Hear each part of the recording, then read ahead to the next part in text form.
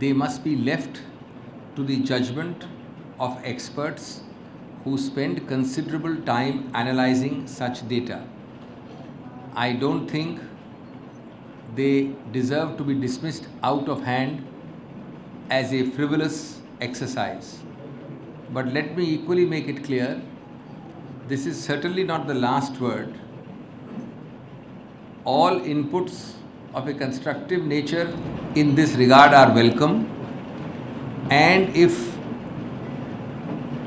there are any conceptual reasons, then certainly change can be looked at, and all this should be provided in a constructive manner to the Planning Commission. मित्रों, ये मामले अर्थशास्त्र के विशेषज्ञ काफ़ी समय बिताकर आंकड़ों के आधार पर, सर्वेस और स्टैटिस्टिकल आंकड़ों के आधार पर निर्णित करते हैं। कई वर्षों के लिए ये प्रक्रिया चलती है। मैं समझता हूँ कि ये उचित नहीं होगा कि इस प्रकार की चीज़ को सिर्फ हंस के नकार दिया जाए, लेकिन साथ साथ ये भी निश्चित है कि ये कोई अंतिम आंकड़ा या अंतिम निर्णय नहीं है। अगर कोई किसी प्रकार के सकारात्मक विचार इसमें मिलते हैं जिससे कि ये सिद्ध हो कि इसको बेहतर किया जा सकता है, इसके नीचे जो अर्थशास्त्र के सिद्धांत हैं वो गलत हैं, तो मैं समझता हूँ उन सब चीज़ों को अगर सकारात्मक रूप से दी जाएं तो योजना आयोग निश्चित रूप से उनको पुनः देखेगा, लेकिन इस वक्त सिर्फ ऐसे ही कैजुअली टिप्पणी करना सही नहीं होगा। I am not saying either, I have said both things very clearly. There can be genuine bona fide differences of opinion. It does not mean I am holding anybody's opinion to be wrong. There are genuine bona fide differences of opinion, but they should put their inputs before the Planning Commission. And I have no reason to believe that the Planning Commission and the experts under them will not look into it in a very positive, constructive manner. ये आप एक राजनीतिक तरह से एक शब्दों का इस्तेमाल करके प्रश्न पूछ रहे हैं।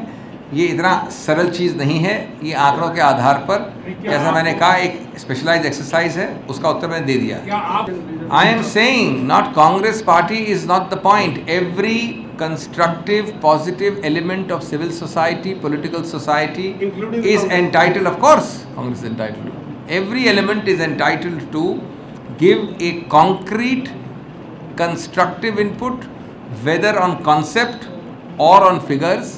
And let me repeat, there is no question of treating a genuine constructive input lightly. But equally, let us not be dismissive at the threshold without going into that exercise. मैं नहीं जानता कि किसने ये कहा है। अगर, मैं दोहरा रहा हूँ, अगर किसी ने कहा है तो हम पूरी तरह से इससे सहमत नहीं हैं। बहुत गंभीर रूप का काम आज नहीं, पिछले कई दशकों से इस आयोग ने किया है, और ये माननीय नेहरू जी के समय से एक विशेष उद्देश्य से बनाया गया था। तो मैं नहीं समझता कि अगर, और मैं नहीं मान रहा हूँ किसी ने कहा है, अगर किसी ने कहा है तो ये हम उससे सहमत नहीं हैं कांग्रेस पार्टी की तरफ से। There is no flip flop. Please understand that such measures are taken on a periodic basis because they involve very precise calibrated monitoring of daily, weekly and monthly trends. It is a question of addition, release, restriction, further addition and so on and so forth, depending on the demand and supply patterns.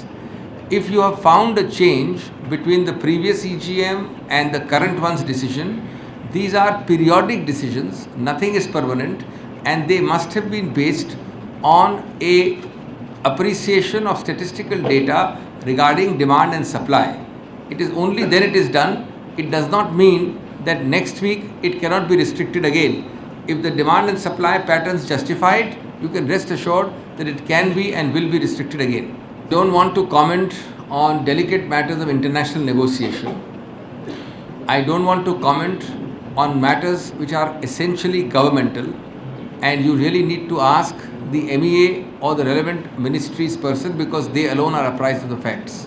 But I can tell you that if this decision is part of the larger decision which involves setting right a old historical fact, namely enclaves or enclaves, some of which are in India belonging to Bangladesh and some of which are in Bangladesh belonging to India, if they are set off or exchanged, some rough and ready decision had to be taken.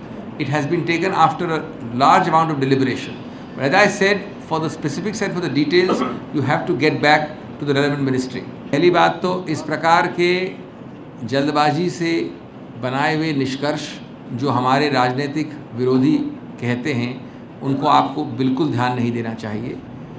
हम वापस दोहरा रहे हैं कि अत्यंत दुर्भाग्य की बात है, दुखद घटना है अगर एक भी जान गई हो, एक भी व्यक्ति को चोट आई हो। पहले तो ये स्पष्ट हो जाना चाहिए। इसमें एक minute, you have to wait till a question finishes, answer finishes. इसमें इसका कोई रंग नहीं, कोई धर्म नहीं, कोई भेद नहीं, और हम इसकी कड़े रूप से निंदा करते हैं। कोई भी सरकार हो, अगर वहाँ पर हर प्रकार का मलहम लगाया जा सके तो होना चाहिए, लेकिन साथ साथ उसको जल्दबाजी में गुजरात से तुलना करना अत्यंत दुर्भाग्य की बात है, झूठ है, गलत है। ये पता होना चाहिए सबको कि जो विशेष फ़र्क और भिन्नता है गुजरात में और सभी इस प्रकार के दंगे फसाद में, कि स्पष्ट आरोप ही नहीं, तथ्य हैं गुजरात में कि ये स्टेट स्पॉन्सर्ड था, प्रदेश के समर्थन के साथ हुआ था, प्रदेश के कॉम्प्लिसिटी के साथ हुआ था। ये एक मूल तत्व है जो अलग दंगे फसाद से हमको अलग करता है, लेकिन इसका मतलब ये नहीं है कि हम किसी प्रकार से किसी भी दंगे फसाद की या जहाँ एक भी जान माल का फ़र्क हुआ हो उसकी निंदा नहीं करें। निश्चित रूप से आप सही कह रहे हैं, लेकिन इसको इस प्रकार की तुलनात्मक रूप से न लें। Let me make it clear that any riot leading to the loss of even a single life is extremely regrettable. We condemn it.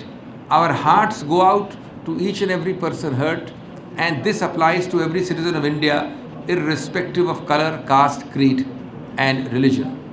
But equally it is important not to jump to knee-jerk reactions, which some of our political opponents are deliberately doing to try to obfuscate the issue. The fundamental difference which will always remain between Gujarat and other so-called riots or events or communal issues is that there is evidence up to the Supreme Court of state complicity and state involvement in the Gujarat episode. That is the difference, and we must never forget that difference. एक सवाल है अभिषेक जी, उत्तर प्रदेश के चुनाव से संबंधित सवाल है हमारा। कांग्रेस पार्टी के अलग अलग अंग बहुत गंभीरता के साथ कई घंटे बिताकर, और आप जानते हैं पिछले हफ्ते यद्यपि वो पूरी तरह से स्वस्थ नहीं थी, फिर भी कांग्रेस अध्यक्ष उस प्रक्रिया में हिस्सा लिया। लगभग 2-3 बहुत लंबी व्यापक मीटिंग्स हो चुकी हैं और धीरे धीरे सूची के अंतर्गत कई नाम, कई स्थान भरे जा रहे हैं। ये एक बहुत महत्वपूर्ण प्रक्रिया है और विजयी होने के लिए हम अग्रसर हैं, इसलिए इस पर ध्यान करके बहुत गंभीरता से करनी पड़ती है। साथ साथ बता रहा हूँ आपको इतनी तीव्रता क्यों है? अभी मैंने ख़त्म तो नहीं किया ना। You have not allowed me to finish, you are such a hurry, I am in no हरी।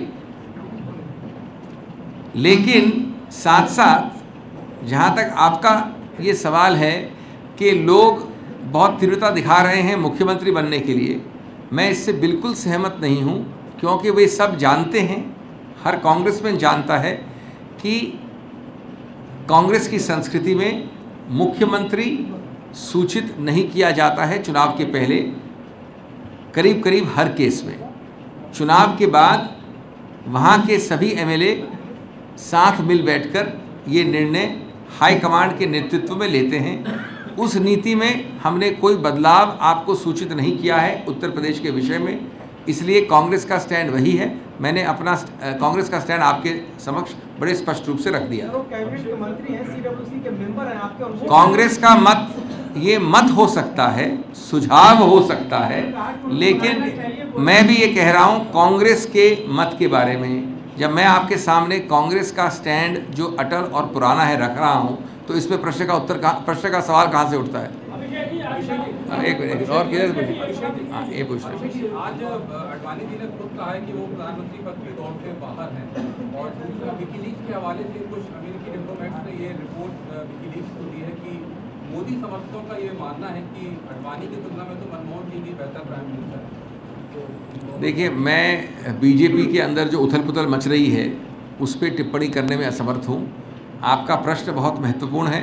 वो प्रश्न आपको एक नहीं, लगभग 5 या 7 जो बड़े सामने खड़े हुए प्रत्याशी हैं बीजेपी के प्रधानमंत्री के पद के लिए, उनसे पूछना चाहिए। निश्चित रूप से उथल पुथल, भय, आक्रोश, डर सब कुछ वहाँ है, लेकिन साथ साथ जहाँ तक कांग्रेस का सवाल है, मैं समझता हूँ बड़ा एक सरल छोटा आंसर है, उत्तर है। प्रधानमंत्री के पद में कोई भी वैकेंसी नहीं है।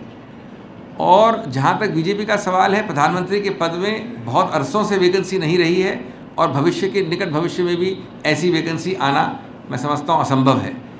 तो आप ये प्रश्न जाके उनसे पूछें, और हम भी जानना चाहेंगे उनका उत्तर आपके ज़रिए। I think it's a very important question you have raised. It's a question that deserves an answer, but you're asking the wrong person, the wrong party. You need to address that question to the BJP, where at last count, I could count about 5 active, aggressive, pressing Prime Minister in waiting candidates. Certainly, your question relating to fear, anger, instability and internal fierce competition applies to the BJP at the highest levels, and certainly your question deserves an answer because the country is waiting anxiously to know the answer from the BJP. So are we. As far as the Congress is concerned, there is no vacancy for the Prime Minister's post. There has been no vacancy for a while, and as far as the BJP is concerned, there is unlikely to be a vacancy in the future, or at least in the foreseeable future. But who is your candidate for 2014? Dr. Manmohan Singh is the Prime Minister leading the Congress-led UPA, and I think no other speculation or comment on that is required. I asked who will be your candidate. Nothing else is required. I said there is no vacancy at the moment. We'll see later on. I don't agree with your perception. There is no question of paralysis of the administration.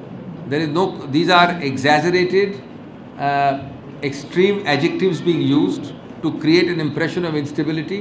We do not agree at all, but equally we are not insensitive to the legitimate demands of different sections, and the whole attempt is to deal with this delicate situation by trying to carry each and every stakeholder with us. We have said earlier, and we are repeating, it is a delicate situation which requires maturity, statesman-like approach, and we can only appeal through you to every stakeholder to maintain that approach. मैं समझता हूँ गणतंत्र लोकतंत्र में उनको जो कर रहा है वो कर रहे थे, उससे हमें कोई सरोकार नहीं है। हमें सिर्फ ये थोड़ा एक, जैसा भी प्रश्न आया, एक थोड़ा मजाकिया चीज़ लगती है कि वहाँ पर इतने सारे प्रत्याशी प्रधानमंत्री के लिए आपस में एक महायुद्ध में जुड़े हुए हैं और साथ साथ बात करते हैं विकास की, उन्नति की और राजनीतिक नेतृत्व की। मैं समझता हूँ इसमें एक मूल विरोधाभास है।